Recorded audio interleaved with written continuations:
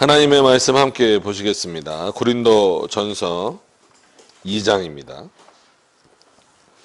고린도전서 2장 6절에서 9절까지의 말씀입니다.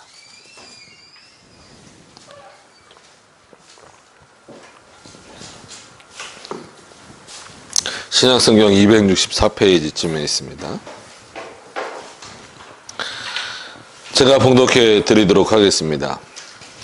그러나 우리가 온전한 자들 중에서는 지혜를 말하노니 이는 이 세상의 지혜가 아니요 또 이 세상에서 없어질 통치자들의 지혜도 아니요 오직 은밀한 가운데 있는 하나님의 지혜를 말하는 것으로서 곧 감추어졌던 것인데 하나님이 우리의 영광을 위하여 만세전에 미리 정하신 것이라.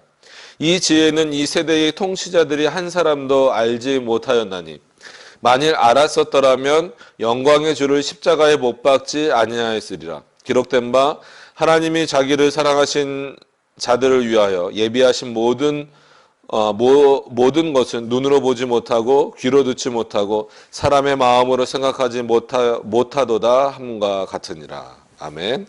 기도하도록 하겠습니다. 은혜가 풍성하신 하나님, 주께서 오늘도 예배를 드릴 수 있도록 인도하여 주신 것 감사를 드립니다. 하나님의 말씀을 우리가 안다는 것, 믿는다는 것이 얼마나 중요한 것이고, 근데 그 중요한 것이 우리들의 노력이나 지혜로 얻어질 수 있는 것이 아니라 오직 하나님의 은혜로, 하나님의 주권적인 역사로 주어지는 것임을 기억할 때 더 하나님 앞에 겸손한 마음으로 나아갈 수 있는 우리 성도들 되게 하시고 또한 이 시간 되게 하여 주시옵소서. 모든 것 주님께 의지하며 예수님의 이름으로 기도드립니다. 아멘. 예. 오늘 말씀은 어떤 지혜를 좀 중심으로 해서, 그러니까 바울이 지혜라는 것을 이렇게 비유를 들어서 고린도 지역, 그리고 더 나아가서는 어떻게 보면은 이제 예수 그리스도와 관련돼서 그가 이제 십자가에 돌아가시게 되는 어떤 모든 과정들, 이런 것들을 다 설명하면서, 근데 거기로만 또 머무르는 것이 아니라 그 지혜라고 하는 가장 근원적인 어떤 내용으로서 이 세상을 통치하고 계시는, 그리고 이 세상을 창조하신 하나님으로 이렇게 끌고 가고 있는 그런 내용들을 보고 있습니다. 상대적으로 그럼 지혜를 가지고 있다라고 하는 그 인간들의 모습, 한계, 그리고 인간이 가지고 있는 지혜와 하나님께서 가지고 계신 그 지혜의 본질적인 차이, 그런 본질적인 차이를 모르는 자들의 모습이 얼마나 불행한가, 그리고 아는 것이 얼마나 은혜인가.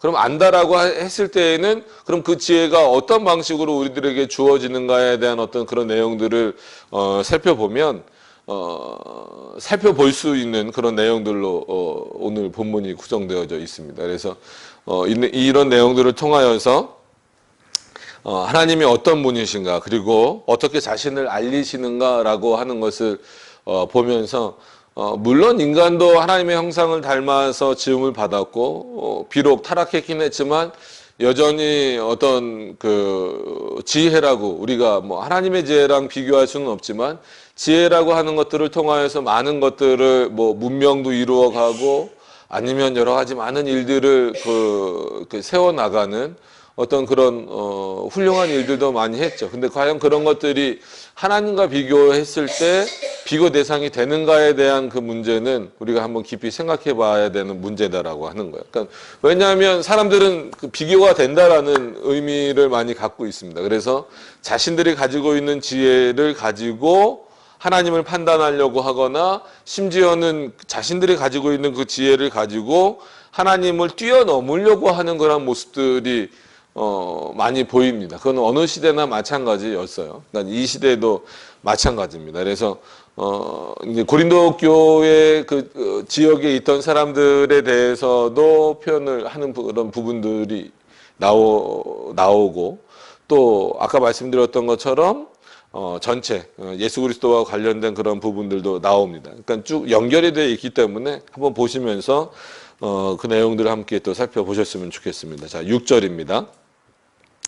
그러나 우리가 온전한 자들 중에서는 그래서 온전한 자다라고 했을 때 물론 그 헬라어 언어도 그렇고 히브리어 언어도 그렇고 찾아보면 실제로 온전한이란 뜻이 맞아요. 근데 이제 바울이 이렇게 표현한 것은 오히려 그 고린도 지역에 있는 사람들을 향하여서 너희가 실제로 온전한가에 대한 그 반어법적인 그 표현입니다. 그래서 정말 온전하다라고 한다면, 너희가 하나님 앞에 정말 온전하다고 한다면 세상의 지혜를 쫓아가는 것이 아니라 하나님의 지혜를 쫓아가야 되는데, 많은 사람들이 온전한 자들 중에 그 지혜를 말하고 있는데, 이는 이 세상의 지혜가 아니요, 또 이 세상에서 없어질 통치자들의 지혜도 아니다. 실제로 온전한 자들의 지혜는 그렇다라는 거예요.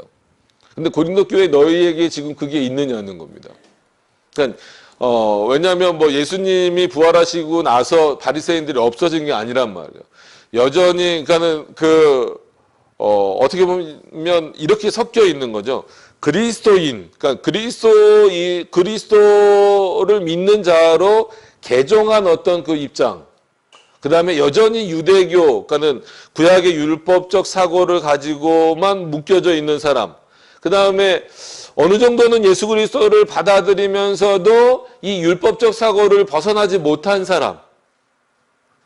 크게 나누면 이 세 가지겠죠. 그래서 뭐 바리새인 아니면 그리스도인 아니면 이 좀 뭔가 이 양쪽에서 아직 결정하지 못한, 어떤 면에서는 예수 그리스도를 따라가야 되는 걸 맞는 것 같은데 평생토록 아니면 전통적으로 해왔던 어떤 그런 어떤 방식들, 이런 것들을 버리지 못한 자들, 이렇게 막 어떻게 크게 보면 세 부류입니다. 뭐 세분화하면 뭐 한도 끝도 없겠지만 크게 보면 세 부류예요. 예수 그리스도를 구주라고 믿는 자들, 여전히 부인하는 자들, 즉 유대교에 빠져 있는 자들, 그 다음에 그 중간에서 뭐 양다리라기보다도 이것도 옳은 것 같고 그렇다고 이거를 버리기는 그렇고 막 이렇게 결정을 하지 못하는, 그러니까 이런 어떤 사람들이 섞여 살고 있기 때문에 오히려 바울이 지금 이런 표현을 쓰고 있는 겁니다. 정말 지혜라고 하는 것, 그리고 너희 스스로가, 왜냐하면 그리스도를 믿는 자들도 이제 우린 온전해졌다 이 생각을 갖는 거예요. 왜? 우리는 이제 예수 그리스도를 믿으니까. 그리고 유대인들은 여전히 바리새인들로 대표되는 어떤 그런 유대인들은 아니다. 우리가 온전하다. 우리가 알고 있는 지혜가 온전한 지혜다. 그리고 진짜 이 왔다 갔다 하는 사람들도 나는 잘 모르겠지만 오히려 예수 그리스도를 믿는 것도 옳은 것 같고 아니면 이 유대교를 어느 정도 따라가는 것도 옳은 것 같다. 그래서 이 절충안을 갖고 있는 사람들도 마치 스스로가 온전하다라는 거예요. 그리고 세상의 권력을 잡고 있는 뭐 로마 어떤 그 정치인들이라든지 이런 사람들도 자기네들 스스로도 온전하다라고 생각을 갖는 경우가 많아요. 그러면 바울이 여기서 내리는 정의는 뭐냐면, 그렇게 온전한 지혜를 가지고 있다면 그것이 세상에서 나올 수 없는 지혜라는 것을 알아야 된다는 거예요. 그리고 또한 이 세상에서 없어질 통치자들의 지혜도 아니다라고 하는 것을 알아야 된다는 거죠. 그러니까 이걸 알아야 온전한 어떤 지혜를 소유한다라는 거예요. 그러니까 바울 스스로도 자기 자신을 비유로 드는 거예요. 자기도 어떻게 보면 예수 그리스도를 믿는 자들을 뭐 핍박하기도 하고 뭐 그 여러 가지 일들을 했지만 그때는 그게 온전한 것이라고 믿었던 거예요. 그렇게 알고 있던 지혜가 자기에게는 가장 온전하게 하나님을 섬기고 하나님을 믿는 지혜라고 여겼고, 또한 그에게 있어서 세상의 지식이 얼마나 많이 있었겠어요. 그런데 예수 그리스도를 통해서 보니까 그 지혜는 온전하지 않다라는 거예요. 도저히 예수 그리스도를 아는 것, 그리고 하나님에 대해서 알아가는 것에 대해서는 세상의 지혜에서 나올 수 없다라는 겁니다. 그리고 여기서 표현되고 있는 없어질 통치자들, 이거는 이제 다 죽게 되겠죠. 예를 들면 빌라도도 죽을 것이고 헤롯도 죽을 것이고 이제 이 당시로 말하면 로마적이니까 가이사도 죽을 것이고 다 죽을 것이다. 이런 어떤 차원도 있지만 세상의 법이라는 것도 결국은 없어질 것이잖아요. 예를 들어서 나라가 없어진다든지 아니면 그 법이 폐지된다든지, 그러면 그 법을 만들 때에는 여러 사람들이 많은 지혜를 모아서 많은 경험을 만들어서 경험을 가지고 그 법을 만들었다라는 거예요. 그런데 그것이 어느 정도 그 나라가 뭐 유지될 때까지는 있는 거예요. 그리고 여기서 뭐 더 깊은 의미로 말하면 말 그대로 예수 그리스도가 오신 이후에는 이 세상의 법이 무슨 의미가 있겠냐는 거예요. 근데 우리나라 헌법책도 이렇게 보면은 이렇게 두껍잖아요. 저도 요번에 뭐 이런 재개발 이런 일을 겪으면서 이제 뭐 잠깐 시간이 나서 이렇게 뭐 판사 되는 분하고도 얘기를 좀 해보고 변호사 되는 분들하고도 얘기를 해봤는데 뭐 얘기하면은 뭐 그 드라마나 이런 거에서 많이 보셨을 거예요. 뭐 형법 몇 조 뭐 몇 조 그걸 어떻게 다 이렇게 두꺼운 거를. 그러니까 그걸 보면 세상 사람들은 와 놀랜단 말. 정말 야 지혜롭다. 어떻게 법전을 뭐 걸어다니는 법전처럼 어떻게 저걸 다 외우고 있을까? 그러면은 세상에서 누가 보더라도 그건 지혜로운 사람이에요. 그리고 철학자들 말하는 거 보세요. 뭐 그들의 말이 옳던 그르던 간에 그 철학자들이 말하는 거 보면 단순히 언변이 뛰어나서가 아니라 너무나 그 깊이 있는 내용들을 많이 안단 말이에요. 그래서 세상의 지식이 마치 거기로부터 오는 것처럼 심리학이라든지 아니면 윤리학이라든지 이런 모든 분야들 마찬가지입니다. 또 수학도 그렇고 과학도 나가서도 마찬가지고 그러니까 모든 분야를 보면 사람들로 하여금 와 소리가 나올 만큼의 지혜를 갖고 있는 사람들이 많다라는 거예요. 바울이 그것을 부정하기보다는 그럼에도 불구하고 온전한 지혜는 하나님에게 있는 것이지 그 세상으로부터나 없어질 것으로부터 나오지 않는다라는 거예요. 여러분 성경이 없어질 겁니까? 아니에요. 1.1핵도 가감하지 말라라고 하는 것은 단순히 요때만 이 지상에서만 필요한 것이 아니라 이건 영원한 하나님의 말씀으로 우리들에게 주어져 있는 거예요. 그래서 몇 번 말씀드리고 아니면 그 스터디할 때나 이럴 때 자주 쓰는 표현이 뭐냐면 우리가 하나님을 찾아갈 때 성경을 통하지 않고 하나님을 찾아갈 수는 없다라는 거예요. 그래서 이 성경은 누구에게 열려져 있다? 하나님에게, 삼위일체 하나님에게만 열려져 있다라고 하는 거예요.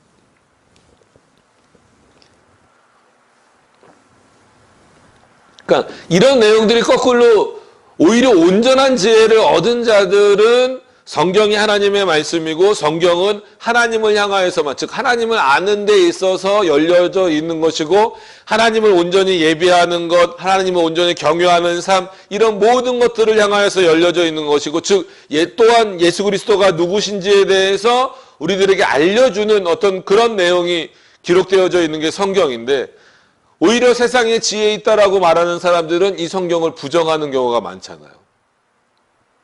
이 성경을 믿지 않잖아요. 그러면서 자기네들이 가장 지혜롭다라고 말합니다. 그렇기 때문에 오히려 바울은 온전한이라는 표현을 쓰면서 그들을 어떻게 보면 질책하고 비판하는 거예요. 너희가 그렇게 온전하냐? 정말 너희가 가지고 있는 지혜가 온전하냐? 아무리 봐도 너희가 가지고 있는 지혜는 세상으로부터 나온 지혜인데 그게 뭐 인문학이 됐든 뭐가 됐든 이거는 뭐 어느 시대나 다 적용이 되는 겁니다. 종교개혁 시대도 적용이 되는 거고 지금도 마찬가지고 그리고 이 세상에 없어질 통치자들의 지혜도 마찬가지고 그 법을 만들어내는 모습들 보세요. 훌륭하지 않습니까? 뭐 그거 자체를 뭐 또 훌륭하지 않다라고 말할 수도 없어요. 그럼에도 불구하고 그것이 하나님을 알게 하는 것이 아니다라는 거예요. 세상의 지혜가 하나님을 알게 하는 게 아니에요. 참 희한하게도 세상의 지혜도 그렇고 법의 모든 근거가 되는 어떤 내용들도 하나님이 주신 그 지혜로부터 나왔음에도 불구하고 그것을 통하여서는 하나님을 알 수 없게 하셨어요. 이것도 참 놀라운 역사고 섭리인 것 같아요. 이제 가을 학기에 그 신론을 맡았어요. 신론이란 부분을 맡아서 이제 신론은 뭐 워낙 방대하니까 창조와 섭리에 대한 부분을 이제 강의를 하게 됐어요. 상당히 또 이제 준비하는데 심혈을 기울여야 되겠죠. 그러니까 잘 생각을 하셔야 돼요. 이 세상의 지혜들 그리고 뭐 여기 이제 성경의 표현대로 그대로 가봅시다. 없어질 것이지만 어쨌거나 통치자들의 지혜니까 어떤 그 판단하는 법들, 이런 것들이 하나님이 주신 어떤 그런 지혜라고 하는 어떤 하나님의 형상을 닮은 것으로부터 온 것이기도 하고, 또 하나님의 말씀이 어느 정도 근거가 된 것임에도 불구하고 그것을 통하여서는 하나님을 알 수 없게 하셨다라는 거예요. 그러니까 이것만 보더라도 하나님의 영역이 얼마나 큰지, 감히 우리랑은 본질적으로 다르고 차이가 난다라고 하는 것을 기억을 하셔야 된다는 거예요. 그러니까 바울이 그거를 기억하라는 거예요. 너희가 그거를 잊어버렸기 때문에 너희들 스스로가 온전하다라고 말하면서도 오히려 거기서 하나님의 발견이 안 되는 거예요. 여러분, 인문학에서 하나님이 발견이 됩니까? 안 되잖아요. 윤리학에서 하나님이 발견이 됩니까? 상담학에서 하나님이 발견이 됩니까?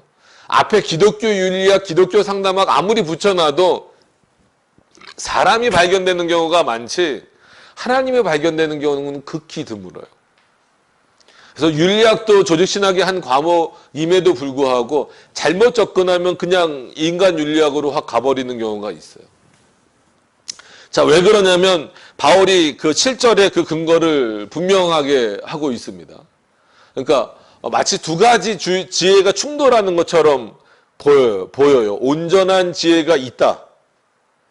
근데 그 온전한 지혜는 세상의 지혜도 아니고 통치자들의 지혜도 아니에요. 그 마치 충돌하는 것 같은데, 그러면은 이 충돌되는 그 온전한 자들이 얻는 그 지혜는 뭘까라고 했을 때 7절에 보면 오직 은밀한 가운데 있는 하나님의 지혜를 말하는 것으로서. 자, 여기까지만 일단 읽고 말씀을 드릴게요. 은밀한 곳에 있다 그러니까 마치 감춰져 있는 것. 물론 맞아요. 성경은 우리를 통하여서 드러나 있는 겁니다. 그래서 신명기 29장 29절을 아주 이럴 때마다 자주 인용을 할 수밖에 없어요. 그래서 나타나 있는 것, 즉 우리들에게 볼 수 있게 기록되어져 있는 말씀은 분명히 지켜야 되는 것이고, 그러나 숨겨져 있는 내용에 대해서는 호기심을 거절하는 게 우리의 입장입니다. 칼빈이 그거를 적정과 절도의 원리라는 것으로 정리를 해 놓은 거죠, 신학적으로. 근데 이거를 요 부분을 볼 때 은밀한 가운데 있는 하나님의 지혜를 말하는 것으로라는 이 표현만 보고 은밀한 거니까 우리는 알 수 없지, 이렇게 생각하면 안 되는 거예요. 오늘 여기서 말하는 은밀하다라고 하는 그 표현은 뭐냐면 우리의 노력으로, 인간의 노력으로는 얻을 수 없는, 즉 누가 깨닫게 하시고 누가 알게 하셔야만 가능한 것이냐면 이 지혜자이신 하나님, 이 지혜를 갖고 계신 성령께서 깨닫게 하셔야만 알 수 있는 지혜다라고 하는 거예요. 그러면 바꿔 말하면 온전한 자는 세상에서 보기에 겉모양으로 우리는 뭐 판단하기도 하고, 아니면 그의 어떤 직업으로 판단하기도 하고, 그의 어떤 예를 들면 교회 안으로 들어오면 신앙의 연륜으로 판단하기도 하지만, 결국 온전한 자는 그런 것으로 판단되어지는 자들이 아니라 하나님이 택하신 자들이다라는 거예요. 어떻게 보면 우리는 세상의 지혜들은 조금 부족할 수 있어요. 그럼에도 불구하고 은밀한 하나님의 지혜를 우리는 알고 있습니다. 우리의 노력으로, 우리의 능력으로 아니에요. 성령께서 우리를 깨닫게 하셨기 때문이에요. 우리 안에 역사해 주셨기 때문이에요. 그럼 그 내용이 뭘까라고 했을 때 곧 감추어졌던 것인데, 여기서 이제 좀 그 신구약의 차이점을 말하는 부분들이 나오지만 시간이 되면 말씀을 드리고, 시간이 너무 많이 가면 이 부분은 따로 떨어뜨려서 한번 좀 더 말씀을 드릴게요.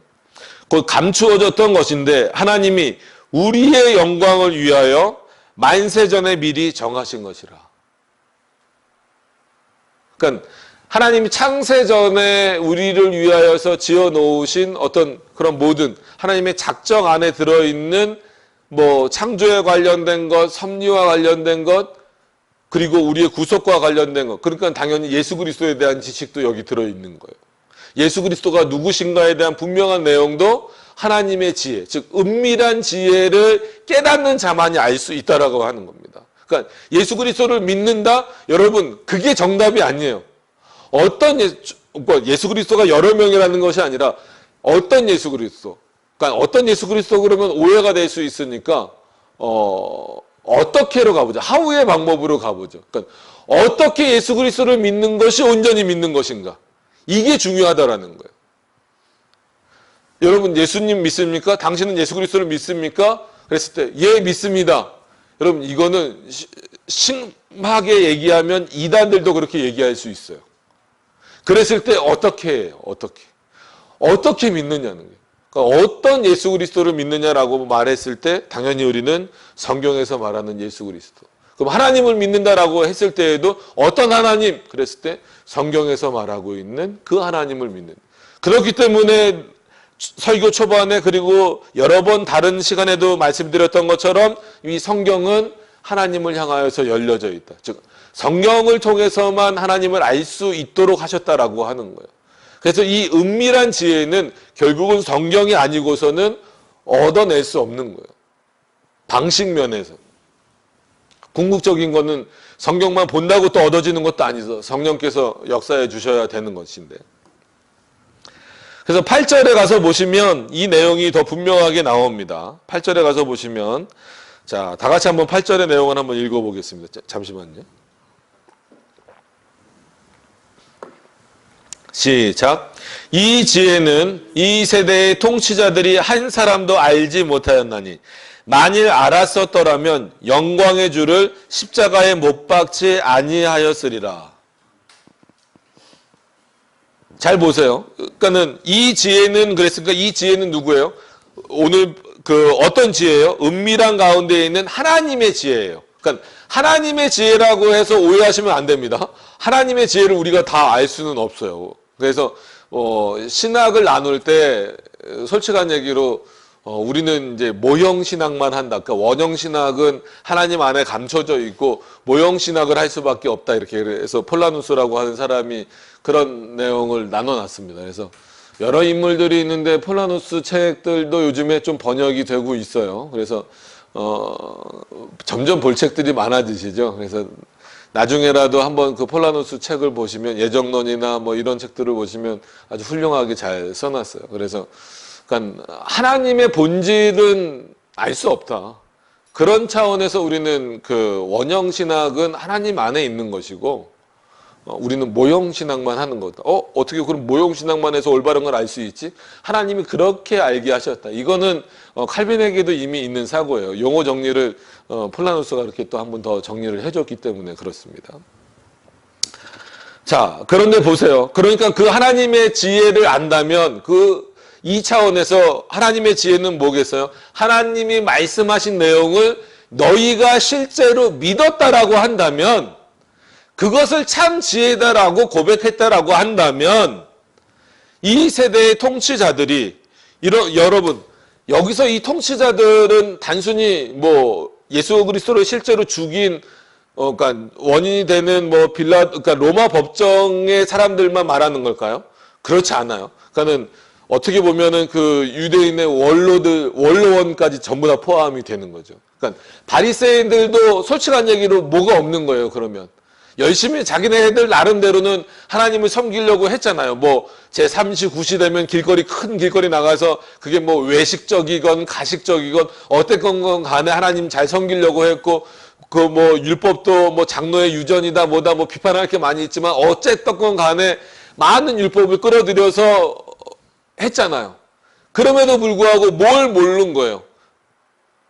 이 하나님의 지혜를 모르는 거예요. 은밀히 감춰져 있는 하나님의 지혜를 모르니까 로마 법정에 예수 그리스도를 세워버리는 거고 로마 법정에 있는 자들은 이 세상을 통치하는 자들로서 여러분 뭐 우리가 성경에 볼 때 헤롯은 아주 나쁜 왕 뭐 이렇게 표현되어 있지만 어쨌거나 그 시대를 통치하는 왕이었단 말이에요.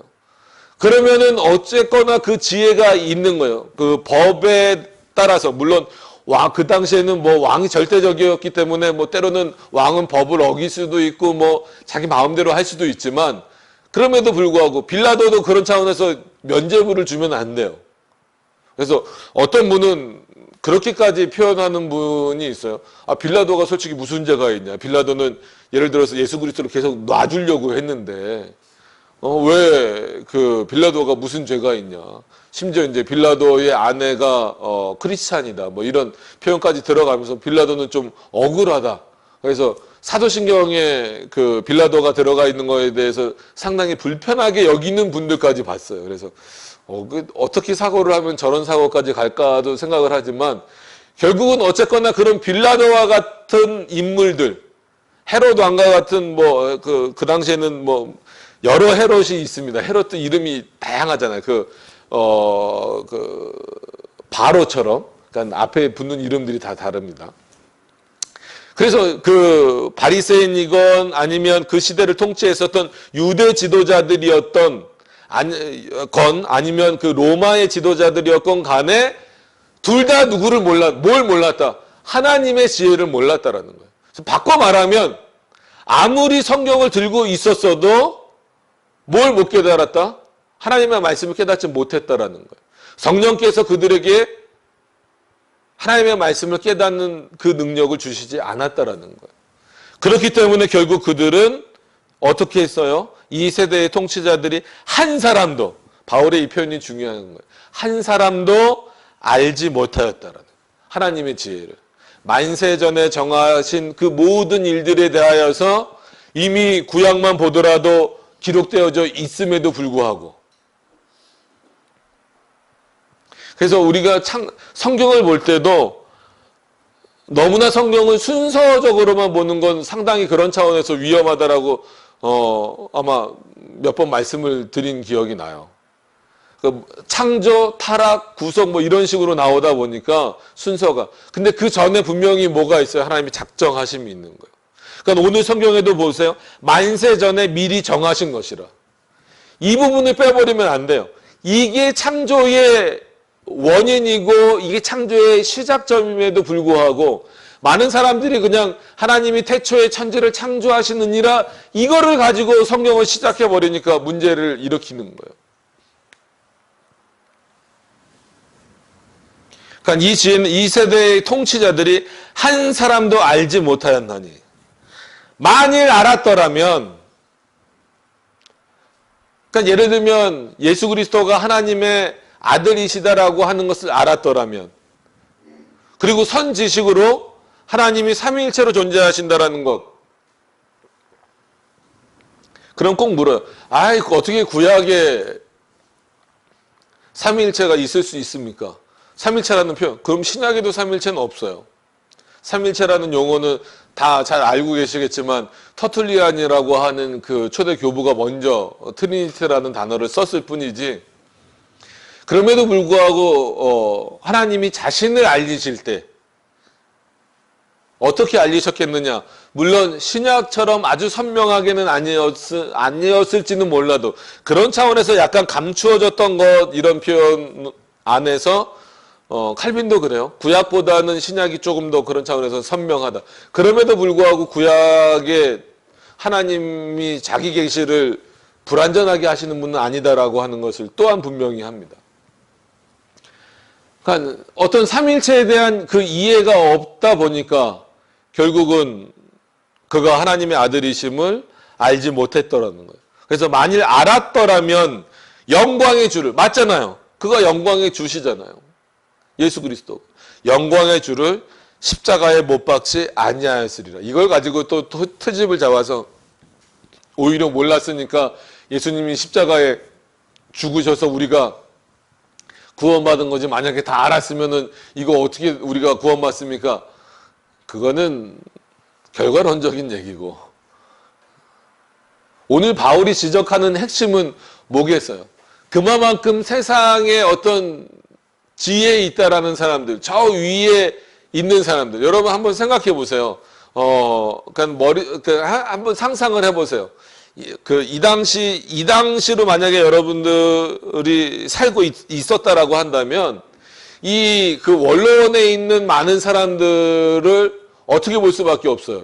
우리 입장에서. 만약에 우리가 그냥 일반 이스라엘 백성들이고, 저 원로원에 있는 사람들, 성전을 지키고 있는 사람들은 얼마나 위대해 보이겠어요. 야, 정말 많은 것을 알겠지. 정말 하나님을 잘 섬기겠지. 그리고 또 로마 군대랜다. 물론 뭐 군대도 통치하지만 그 로마의 지도자들을 보면 벌벌벌벌 떨 수밖에 없잖아요. 그가 가지고 있는 권력 앞에서. 그러니까 감히 그의 눈도 못 쳐다보는 거잖아요. 그죠? 세상에서는 그래요. 그들의 위치가 그런 겁니다. 지금 여러분 그 바울이 비판하고 있는 그 대상이 그냥 하찮은 대상이 아니에요. 이 당시 사람들이 감히 쳐다볼 수도 없고 감히 이렇게 가까이 갈 수도 없고 함부로 말도 걸 수 없는 그 위치에 있는 사람들이라는 거예요. 그런데 지금 바울은 그들을 어떻게 하고 있어요? 그들이 가지고 있는 지혜를 비판하고 있는 거예요. 너희는 온전하지 못하다 이거예요. 너희가 정말 온전하다면 어떻게 이렇게 한 사람도 그가 정말 하나님의 아들이다라고 하는 것을 몰랐을 수 있느냐. 그래서 결국은 너희가 행한 일이 뭐냐. 그렇게 세상에 지혜가 많다라고 말하고 없어질 지금 로마법이 있습니까? 한번 생각해 보세요. 이게 바울이 뭐 미래를 예견하고 썼다 뭐 이런 건 아니었어도 여러분 지금 로마법이 있어요? 이 당시에 로마법이 있습니까? 없습니다. 우리나라만 하더라도 뭐 5,000년 역사 뭐 이렇게 말하는데 솔직한 얘기로 조선시대법 지금 적용돼요? 안 되잖아요. 뭐 조선시대 뭐 얼마나 돼요? 200년도 안 됐어요. 되게 오래된 것처럼 보이는데. 아이들이 그 체감하는 거랑 비슷한 것 같아요. 그래서 이제 뭐 성재랑 어디 갈 일이 있어서 가면서 야, 아빠 예전에 초등학교 때는 저희는 국민학교 때였으니까 국민학교 때는 버스비가 60원이었어. 깜짝 놀라는 거예요. 와. 그리고 야 하드 같은 거 그 10원짜리도 있고 아니면 보통 100원짜리 그 슈퍼 가면 또 10원 거슬러줘서 90원 막 이렇게 하고 그랬어. 그리고 짜장면이 한 그릇에 300원도 하고 막 그랬어. 그리고 이제 전철을 타고 갔었거든요. 타고 가면서 예전에는 시원하지, 그러니까 시원하대요. 예전에는 그게 없어가지고 선풍기, 그 예전에 지하철 타보신 분들은 아시죠? 선풍기 한 4개 달려있잖아요. 거기 사람들이 빡빡 타면은 정말 기가 막힙니다, 여름에. 근데 그게 얼마 안 됐어요. 생각해보면 80년대, 뭐 90년대 요 정도밖에 안 됐단 말이에요. 그러니까 우리는 예를 들면 조선시대 그러면 뭐 진짜 뭐 되게 오래된 것처럼 생각하는데 그렇지 않아요. 예를 들어서 뭐 그저께 이제 뭐 6.25를 뭐 기념할 건 아니지만 어쨌거나 잊어서는 안 되니까 6.25 지금 몇 년 됐습니까? 경험해 보신 분들 있지만 69년밖에 안 됐어요. 6.25 일어난 지. 아직 70년이 안 됐단 말이에요. 그러니까 되게 먼 얘기 같은데 그렇게 멀지 않아요. 그러니까 그럼에도 불구하고 그 당시 법도 지금 없어졌단 말이에요. 그 당시에 막 정말 뭐 날아다니는 새도 떨어뜨린다는 어떤 그런 절대 권력을 갖고 있는 사람들. 그런 사람들이 어떻게 보면 가장 누구 앞에 교만한 거예요? 하나님 앞에 교만할 수밖에 없다는 거예요. 그럼에도 불구하고 하늘의 지식, 이 은밀한 하나님의 지혜를 알았으면 얼마나 좋았겠느냐는 거예요. 그래서 저는 반대로 늘 뭐 청년들이나 아니면 학생들에게 말씀을 전하거나 교육을 하거나 그렇게 할 때 그렇다라고 해서 우리가 세상의 지혜를 멸시하거나 무시하지는 말아라. 그런 말을 많이 합니다. 반대로 오히려 더 열심히 공부하고 더해서 너희가 세상의 지혜를 많이 얻어라. 그러나 그 세상의 지혜는 늘 무엇을 위해서 쓰기 위해서 많이 습득하라고 가르치냐면 은밀한 중에 가르쳐 주시는 그 하나님의 지혜를 더 드러내고 그 하나님의 지혜를 통하여서 그 하나님을 더 영광스럽게 하기 위하여서 어느 정도 이 세상의 지혜가 필요하다라는 거예요. 그래서 정말 과학자는 자기의 한계를 인정하는 거예요. 참 지혜이신 하나님의 지혜 앞에 무릎을 꿇을 수밖에 없는 거예요. 그 정도 수준까지 좀 갔으면 좋겠어요. 못 가는 사람들이 하는 행태가 결국은 뭐예요? 한 사람도 알지 못하여서 예수 그리스도를 십자가에 못 박아 버린다는. 그러니까 어떤 면에서는 지금도 마찬가지입니다. 하나님의 말씀을 안다라고 하는 사람들 많이 있잖아요. 뭐 진짜 그냥 뭐 성경을 뭐 표현이 좀 그렇지만 뭐 거의 외우다시피 하고 진짜 뭐 아까 말씀드린 대로 뭐 뭐는 뭐 헌법 뭐에 있어요, 뭐 민사법 뭐에 있어요 이런 것처럼 야 그 말씀 어디 있어 그러면 뭐 구약 어디 뭐 어디 몇 절에 있어 뭐 이렇게 막 하는 사람들도 결국은 예수 그리스도를 어떻게 믿느냐가 중요하다라는 거예요. 그래서 우리 동기 목사님들하고도 이렇게 얘기하면서 참 정말 뭐 예정론에 대해서도 지금 여기 절대 예정론이 한 건 있네요. 예정론에 대해서도 이렇게 유튜브에 이렇게 찾아보면 제대로 정확하게 설명되어 있는 부분들이 적고 거의 찾아보기 힘들고 오히려 더 그런 시대예요. 그래서 뭔가 이렇게 풍성해지고 많아진 것 같아요. 지금 한국교회도 그런 풍요로움을 누리고 있습니다. 그래서 뭐 기독교 채널도 엄청 많잖아요. 인터넷 채널까지 하면 뭐 수도 없이 셀 수 없이 많죠. 과연 그럼에도 불구하고 이 은밀한 가운데에서 주어질 수밖에 없는 하나님의 참 지혜를 소유하고 있는 사람들이 얼마나 될까? 늘 그게 의문점이에요. 많은 기독교 국가들이 왜 무너집니까? 하나님이 능력이 없으셔서가 아니에요. 하나님의 지혜가 세상의 지혜보다 못해서가 아니라 많은 사람들이 하나님의 지혜를 버리고 세상 지혜를 쫓아가기 때문에 그래요. 뭐 요즘에 그 행사를 많이 해서 그런지 몰라도 그 기사가 계속 뜨더라고요.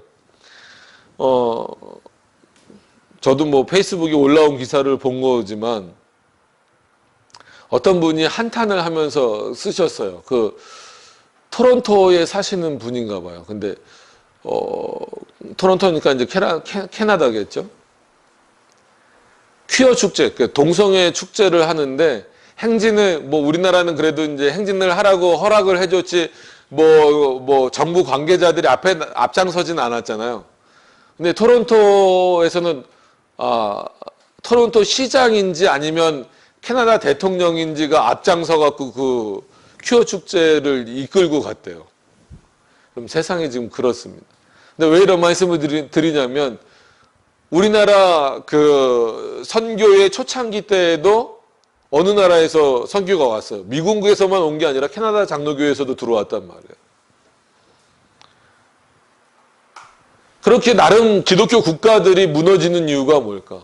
세상의 논리에 무너지고 세상의 지혜에 무너지는 이유가 뭘까라고 했을 때에는 결국 인간의 지혜가 하나님의 지혜를 뛰어넘을 수 없다. 이 정도 수준만 있는 게 아니라 인간의 지혜만 가지고 있을 때 그것은 하나님 앞에 가장 교만할 수밖에 없다라는 거예요. 왜냐하면 인간은 아무것도 할 수가 없어요. 솔직히 하나님이 은혜를 주시지 않으면 이것조차 깨달을 수가 없습니다. 하나님의 말씀을 깨닫는 것은 여러분 어떻게 하면 하나님의 말씀을 깨달을 수 있겠어요? 돈을 많이 내면? 아니면 뭐 공부를 많이 하면? 그렇지 않아요. 그래서 이 구절로 넘어가서 보셔도 마찬가지입니다. 물론 이사야서를 인용하긴 했지만 해석을 바울은 조금은 달리 하는 의미가 있어요. 그래서 기록된 바 하나님이 자기를 사랑하는 자들을 위하여 예비하신 모든 것은 그러니까는 하나님이 자기를 사랑하는 자들 이거는 뭐예요? 물론 택자지만 하나님을 사랑한다라고 하는 것은 뭐예요? 그의 말씀에 전적으로 동의한다라는 거예요. 내 의지와 내 모든 것을 부정하고 그 모든 것을 내려놓고 하나님에게만 모든 것을 맞추고 그로부터 나오는 것만 내 삶의 모든 지식과 내 삶의 모든 기준으로 삼겠다라는 거예요. 여러분, 하나님을 사랑한다라는 게 뭔 것 같아요? 내 거 남겨놓고 하나님을 사랑할 수 없어요. 내 모든 것이 버려질 때 하나님을 사랑할 수 있다라는 거예요. 그래서 하나님을 사랑하는 자들을 위하여 예비하신 모든 것은, 그 다음 해보세요. 그 다음 한번 읽어볼까요? 다 같이 시작. 눈으로 보지 못하고 귀로 듣지 못하고 사람의 마음으로 생각하지도 못하였다. 함과 같은 일 하지만 보세요. 눈으로 못 본다는 거예요. 귀로도 못 듣는다는 거예요. 사람의 마음으로도 생각해내지 못한다라는 거예요. 지금 바울이 그냥 뭐 문자적으로 보면 세 가지를 얘기했지만 이 세 가지 얘기했으면 결국은 뭐예요? 인간 전체를 얘기했다라고 봐야 돼요. 그죠? 인간이 가지고 있는 어떤 본성이라든지 인간이 가지고 있는 속성이라든지 즉 인간 자체를 지금 말하고 있는 거예요. 자, 보세요. 하나님이 자기를 사랑하는 자들을 위해서 예비해 놓으셨다라는, 그게 뭐예요? 하나님의 말씀이잖아요. 그러니까 자신을 알게 하시는 내용. 그러면 우리는 솔직한 얘기로 뭐에 대해서 배우거나 이렇게 습득을 할 때 교육이란 게 뭡니까? 시청각 교육, 보여줘야 되잖아요. 뭔가 볼 게 있어야 되잖아요. 근데 눈으로 볼 수 없는 거다라는 거예요. 그리고 눈으로 보여지는 건 한계가 있는 거고, 귀로 듣지 못하고 어떻게 알아요? 눈으로 볼 수도 없고. 그러니까 하나님을 사랑하는 자들에게 분명히 예비해 놓으신 게 있는데 그것을 얻는 방법이, 첫째로 이제 이건 안 된다, 이건 안 된다 이렇게 가는 거예요. 첫째로 눈으로 보는 걸로도 안 된다는 거예요. 그러니까 하나님은 영이시니까 눈을 보이지 않는다 이렇게 표현할 수도 있지만 눈으로 보여지는 것도 안 돼요. 그래서 여러분 이렇게 웅장하고 화려하고 막 이런 것들에 속으면 안 됩니다. 그래서 오히려 하나님의 말씀으로부터 떠나는 곳들이 더 화려해져요. 여러분, 천주교가 왜 자꾸 화려함을 추구하는지 압니까? 하나님의 말씀으로부터 벗어나 있기 때문에 그래요. 많은 이단들이 왜 화려해지려고 하는지 압니까? 하나님의 말씀으로부터 이미 벗어나 있기 때문에 그래요. 그것으로서 보여지는 것으로서 번쩍하는 것으로서 사람들을 끌어당기지 않으면 안 되는 거예요. 그러니까 가운도 멋있는 거 입고 올라오잖아요. 여러분 뭐 저한테 관심이 있으시면 모르겠지만 제가 이 양복을 얼마나 입었을까요? 이거를 이제 그 선물로 받아서 입기 시작한 이후로 주일 오전이건 오후건 수요 예배건 몇 달째 이것만 입고 있어요. 다른 여름 양복 하나 있는데 아직 드라이를 못해서 귀찮아. 돈이 없어서가 아니라 그 정도로 궁색하진 않습니다. 맡기지 못해가지고 그냥 이것만 입고 있어요. 근데 왜 이런 말씀을 드리냐면 뭐 속으로 이제 옷 좀 바꿔 입어라 뭐 그러실 수도 있겠지만 이게 그렇게 중요한 게 아니라는 거예요. 맨날 화려한 가운 입고 정말 막 머리에 막 이만한 거 쓰고 올라오고 그런 걸로 압도해서 하나님을 알 수 없다라는 거예요. 자기만 높아질 뿐이지. 그게 인간의 교만함이죠. 또한 귀로 듣지 못하고.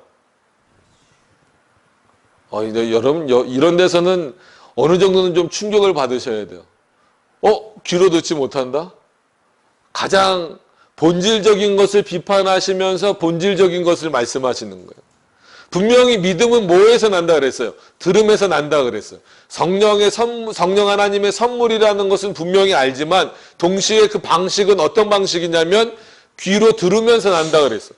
그래서 실제로 우리가 설교를 들을 때도 열심히 들어야 되고 성경 공부를 할 때도 열심히 이 귀를 열어서 들어야 돼요. 그럼에도 불구하고 실제적으로 우리에게 역사되어지는 것은 이 귀를 통해서 들어오는 그 내용이 물론 그 내용으로 새겨지는 것이지만 그것이 새겨지는 방식은 원인은 내 귀에 달려있는 게 아니라 성령 하나님의 능력에 있다라는 거예요. 지금 바울은 그것도 부정하는 거예요. 뭘 부정하는 거예요? 너희가 많이 들었느냐? 그렇다라고 하나님의 지혜를 알 수 있는 거 아니다라는 거예요. 더 겸손해지라는 거예요. 하나님 앞에. 여러분, 바울만큼 바울이 세상 공부만 많이 했다라고 생각하시면 안 됩니다. 이 율법에 대해서 공부를 많이 한 사람이 없잖아요. 그렇기 때문에 오히려 더 이것을 비판하는 거예요. 분명히 하나님을 사랑하는 자들에게 알리실 것을 준비하셨는데 눈으로 보는 것도 아니고 귀로 듣는 것도 아니다. 그래서 우리가 2장 초반에 봤던 말씀, 지난주 수요일에 봤던 말씀을 기억하신다면 하나님의 증거는 말과 지혜의 아름다운 것에 있지 않다라는 거예요. 말이라는 게 뭐예요? 결국 우리 귀에 들리는 거잖아요. 그 귀에 들리는 아름다운 것에 있지 않다. 내 귀를 즐겁게 하는 것에 있지 않다라고 하는 거예요.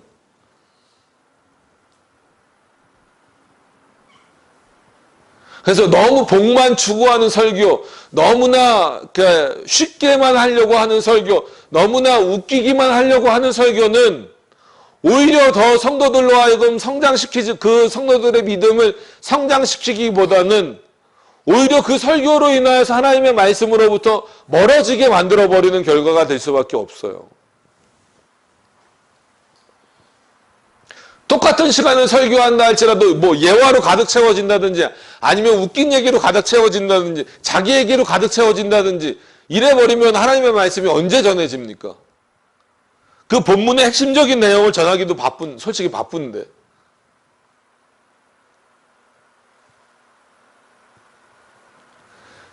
그런데 희한하게 요즘에는 또 그런 내용을 듣기를 좋아해요. 그냥 웃고 즐기고 복 받는다 뭐 이런 내용만 듣기를 원하는 거예요. 사람의 귀는 어쩔 수 없어요. 그거를 이용하고 있는 목사들이 또 문제입니다. 바울은 한 번도 사람들이 듣기 좋아하는 말을 해본 적이 없어요. 여러분 바울 서신 보세요.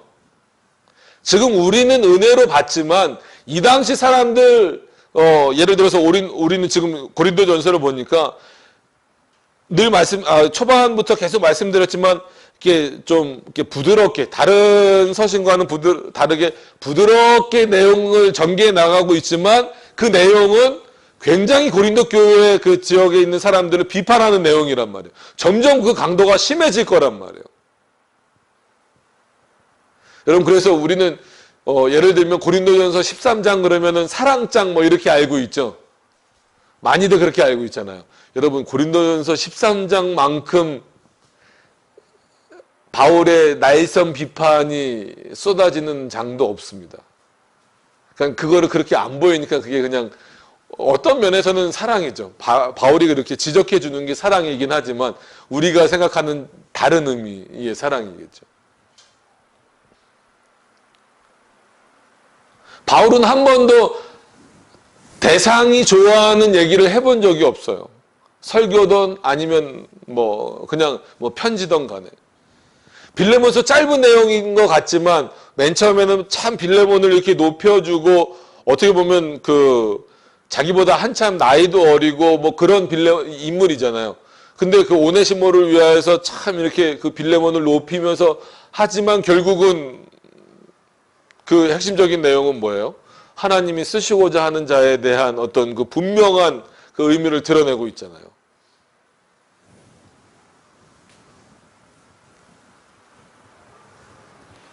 귀로 듣지 못하고 그 다음은 거의 결정타라고 봐야죠. 그죠?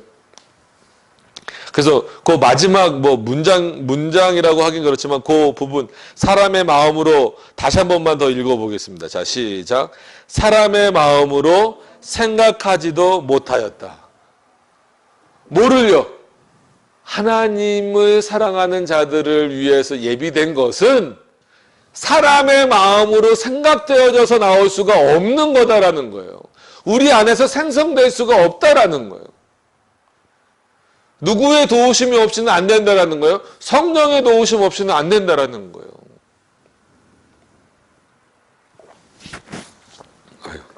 찍히는데 막 다 마시다가 흘려버렸어요. 죄송.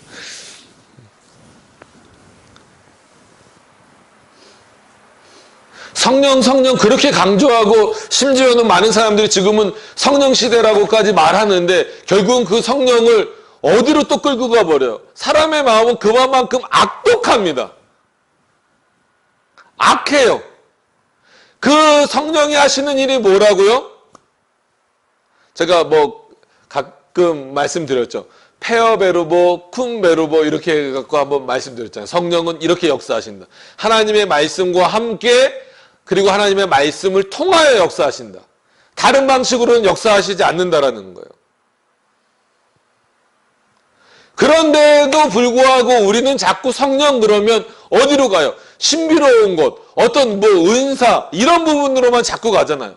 성령의 제 첫 번째 역할이 어떤 역할이냐면 물론 하나님의 말씀을 기록한 것이고 그래서 성경의 제1저자를 삼일체 하나님으로도 말하지만 성령 하나님이라고 말한다라고 여러 번 말씀드린 겁니다.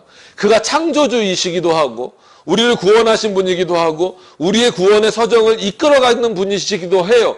그런 성령을 왜 함부로 대하느냐 이거예요. 그리고 그 성령께서 하시고자 하는 게 가장 큰 핵심적인 내용이 뭐예요? 이 하나님의 말씀을 우리로 하여금 깨닫게 하시는 거예요. 정말 성령이 충만한 자, 성령의 은사를 받은 자, 저는 어떤 사람이 성령의 은사를 받은 자라고 생각을 하냐면 하나님의 말씀을 깨달은 자, 깨닫는 자, 그가 성령 안에 있는 자고 성령이 누구신지 분명히 아는 자다라는 거예요. 왜냐하면 내 안에서는 하나님을 알 만한 것들이 나올 수가 있어요, 없어요? 없단 말이에요. 바울이 오늘 아예 그냥 못을 딱 박아버리잖아요. 어떤 의미에서는 이런 거예요. 야, 고린도 교회 사람들아, 봐라. 놀랍지 않냐? 내가 지금 얼마나 세상의 지혜나 지식이 많이 있는데, 그리고 어떻게 보면 로마 법도 내가 다 알고 있는데, 내가 너희들에게 세상 지혜를 말한 적이 있느냐? 내가 너희들에게 로마 법을 말한 적이 있느냐? 근데 내가 너희들에게 예수 그리스도에 대해서 말하고 하나님에 대해서 말할 수 있는 것은 내 안에서 나오는 것이 아니라 내 안에서 역사하시는 누구로 말미암아 성령 하나님으로 말미암아 너희들에게 말하고 있는 것이다 이거예요.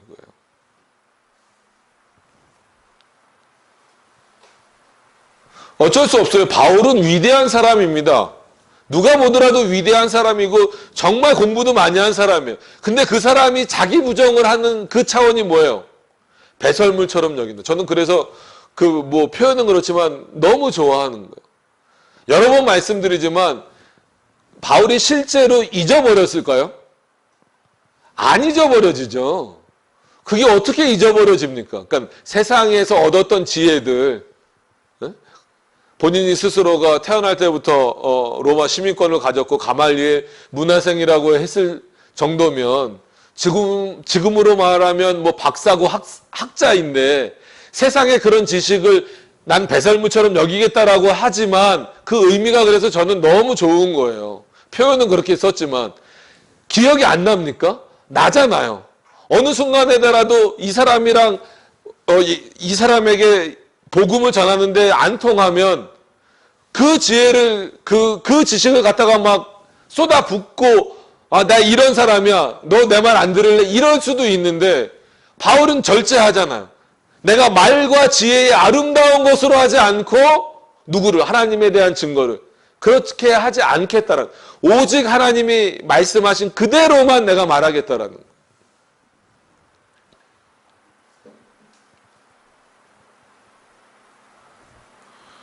이런 차원에서 우리가 바울을 본받아야죠. 그래서 오늘 이 구절 특히나 물론 6절부터 9절밖에 안 돼서 모든 절이 다 오늘 설교의 하이라이트가 될 수 있는 부분들이지만 특히나 9절의 이 내용은 어떻게 보면 그냥 인간의 육체에 좀 머물러 있는 거죠. 그러니까 눈에 보지 못하고 귀로 듣지 못하고 그다음에 마음이니까 어느 정도 그 어떤 그 영에 대한 표현도 바울이 쓴 거긴 하지만 결국은 육신에 대해서도 부정하고 마음이니까 어떤 영적인 부분에 대해서도 부정을 시켜놓은 이유는 인간은 아무것도 할 수 없다라는 거예요. 하나님 앞에서. 이 전제를 가지고 하나님 앞에 나가지 않으면 안 돼요. 그래서 그럼 아무것도 할 수 없는 인간이 어떻게 하나님을 알 수 있을까?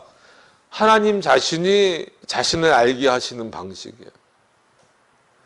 여러분들이 노력해서 우리가 노력해서 얻을 수 있는 방식은 아닙니다. 그래서 우리가 이렇게 바른 신앙 안에 있을 수 있다라고 하는 것은 하나님의 은혜입니다. 하나님의 은혜예요. 하나님의 은혜가 아니고서는 이걸 할 수가 없어요. 저도 많은 생각들이 들어요. 신학을 맨 처음에 같이 시작했던 그 이제 동기들 그땐 친구였지만 이제 다들 목사들이 됐지만 중간에 이제 그만둔 경우도 많아요. 그래서 학부 같은 경우는 100명이 입학을 했는데 졸업은 60명 했어요. 졸업이 어렵다 뭐 이런 거보다도 40명은 신학을 하다가 본인이 못 견디고 그냥 그만둬 버린 거예요.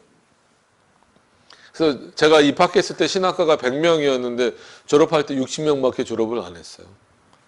그럼 그 60명이 또 다 목사가 됐느냐? 그러지도 않아요. 거기서 한 또 20, 30명은 또 그냥 또 딴 거 하죠. 그러면 한 30명 정도 목사 됐어요. 그럼 그 30명 정도 목사 중에 물론 열심히 다들 사역을 하고 있지만 좀 범위를 좁혀서 점점 좁혀가 보면 장로교 목사는 거기서 얼마나 될까요? 또 한 10대 명밖에 안 돼요. 그럼 나름 제가 그 성서대에서도 거긴 초교파를 추구하는 곳이기는 하지만 그래도 배경은 그 강태국 박사님이 있었기 때문에 이 칼빈 신학이 배경이었어요. 지금은 좀 많이 달라졌지만. 그래서 성서대 스터디를 거의 7년에서 8년 정도 갔어요. 거기 상계동까지 가서 후배들 가르치느라고. 그랬는데 그러면 그 장로교 목사들 중에서 이 개혁신학을 그냥 표면적으로도 뭐 총신을 나왔던 합신을 나왔던 우리 안양대를 나왔던 그래도 뭐 개혁주의 신학교를 나왔다라고 한 사람은 거기서 또 한 10명 안팎이에요. 그럼 연락을 이렇게 하면서 그때 같이 스터디했던 사람들 몇 명 빼놓고 실제로 개혁신학이 이렇게 깊이 들어와서 있는 사람들은 한두 명, 두세 명밖에 안 돼요. 맨 처음엔 그래서 100명을 말씀드린 거예요. 왜 이런 말씀을 드리냐면 제가 저희가 얘기 때 자기 얘기하지 말라 그랬는데 어쩔 수 없이 좀 하나님의 은혜를 더 부각시키기 위해서 하나님의 주권 맨 처음에 그 뭐 사명감을 갖고 들어간 거 아니에요. 그냥 신학교 들어간 거예요. 그래서 맨날 농구하고 맨날 야구하고 전 수업도 잘 안 들어갔어요. 저랑 이름이 비슷한 그 형이 있어가지고 꼭 자기 이름 나오기 전에 내 이름이 먼저 나오는 걸 알면서 내 이름 나올 때 꼭 자기가 대답을 해줘가지고 전 수업을 잘 안 들어가도 펑크가 안 났었어요. 그래서 맨날 놀았어요. 그래서 학사 경고 받아가지고 불려가기도 하고 막 그랬었어요. 그래서 그때 사람들을 만나면 깜짝 놀라요. 김명석 너가 목사가 된 것도 신기하지만 어떻게 개혁신학을 하고 조지신학을 했다고? 상상이 안 된다는 거예요. 맨날 야구만 하고 축구만 하고. 그러니까 전도사 할 때 막 어떤 사람들은 막 그렇게 막 기도하고 준비하고 그러고 나가잖아요. 아니요. 저는 그때 전화기가 있었어요. 거의 뭐 삐삐나 시티폰 이런 거 들고 다닐 때인데 PCS폰이라고 전화기가 있었어요. 그때 농구하고 있었을 때 막 농구하고 있으니까 숨이 얼마나 차요. 그래서 전화가 와서 받았더니 맨 처음 사역지 목사님이에요. 그래서 누구냐고 그래서 예 맞다고. 전도사 할 생각 있냐고. 빨리 농구해야 되는데 예 알았어 할게요. 그렇게 시작을 했어요. 근데 여기까지 이렇게 온 겁니다. 이 말씀을 드리는 거는 제가 개혁신학 하고 싶어서 한 거 아니었어요. 전도사 하고 싶어서 한 거 아니었어요. 하나님이 몰아붙이시는 과정이 있는 거예요. 인간 안에서 나올 수 있는 건 아무것도 없습니다. 그리고 나서 돌이켜보니까 이 모든 것이 하나님의 은혜였구나. 그래서 정말 감사한 거예요. 정말 세상에서 공부 잘하고 막 이런 사람들 많은데 그런 사람들을 제껴두시고 정말 나 같은 사람에게 은혜를 주셔서 이 개혁신학을 맛보게 하시고 정말 외민을 들고 살게 하시고 뭐 시편 찬송 부르게 하시고 여기 절대예정론 있으니까 절대예정론 이런 책들 다른 사람들 보지도 않는 책들 붙잡고 보게 하시고 나중에는 야 뭐 넌 맨날 농구만 하고 야구만 하는 사람이지라고 평가했던 사람들이 와서 가르쳐 달라고 하고 이거는 제 안에서 나올 수 있는 건 아무것도 없어요. 하나님 은혜를 주신 것. 여러분들도 어떻게 보면 돌이켜보면 마찬가지였을 거예요. 여러분들의 신앙의 출발점이 어디였는지 모르겠지만 지금 이렇게 개혁신학 안으로 들어올 수 있었던 것은 여러분들의 노력 또 어떻게 보면 겉으로 보면 제2 원인으로서는 분명히 있는 거. 그걸 하나님이 부정하시지는 않아요.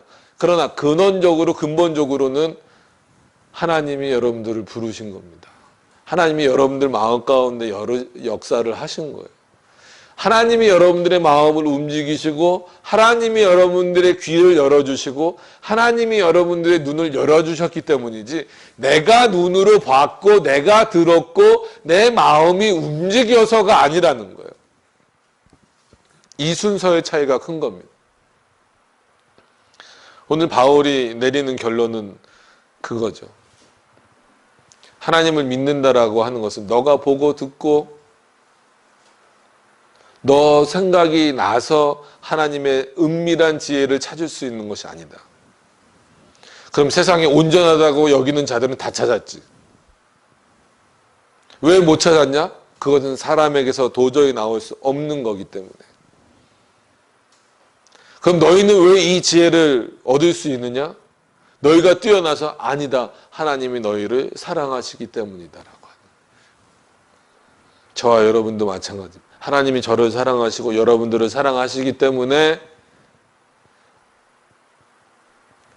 이 개혁교회의 모습으로 우리가 하나님을 섬길 수 있도록 불러주셨다라고 하는 것을 기억하시기를 바랍니다. 이게 은혜다라고 하는 것을 기억하신다면 하나님의 은혜가 정말 얼마나 큰지 그리고 하나님의 그 주권적인 역사 앞에 우리는 더 겸손해질 수밖에 없다라고 하는 것을 분명히 기억하실 수 있는 여러분들이 되셨으면 좋겠습니다. 우리 기도하도록 하겠습니다.